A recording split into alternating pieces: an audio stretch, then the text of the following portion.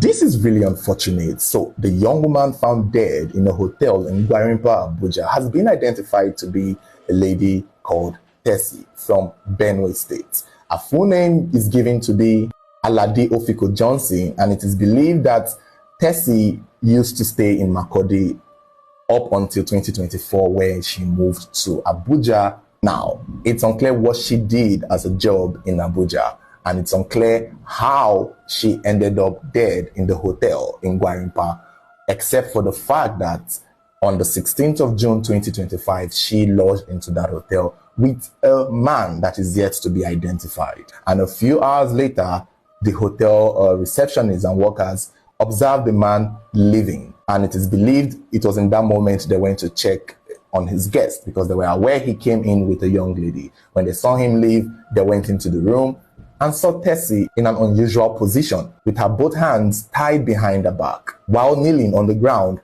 face down on the bed. It was clear that Tessie had been accosted, tied up, beaten, and visibly robbed. She did look half naked in that video, so it's unclear if she was sexually assaulted. Now, put in mind that some sources are saying it was during a routine check that they saw her unconscious.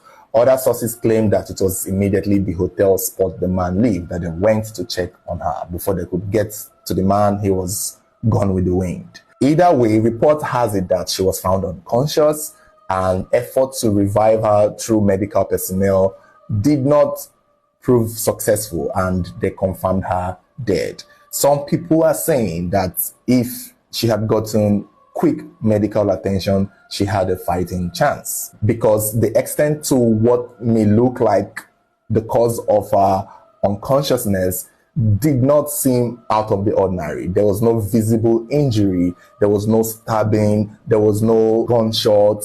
It did not even look as though she was strangled, or maybe she was from behind. From the way it looked, it just seemed as though she had been beaten up to a point where she passed out. So, which indicates that if those first people who had seen her had quickly called for medical attention or rendered her some kind of CPR or first aid, she would have had a fighting chance. In the video circulating, which I may not show, you could hear the first respondent, the first people who came to film her, talk about turning her face over and also talk about seeing if they could do something. But one of them did say not to touch her and avoid touching her, because clearly this is now a crime scene. And obviously touching her with the intention to help her would basically mean contaminating crime scene, which in my opinion, I don't know. Other than fingerprints, which we know Nigerian police hardly take note of, it would have been a good idea to see if they could have helped her. But obviously, I guess they were waiting for the medical personnel to arrive, and unfortunately, at the time they did arrive, she was already dead. Now, details surrounding how and who the man might be is still unclear. The police are launching an investigation to uncover who the killer would be.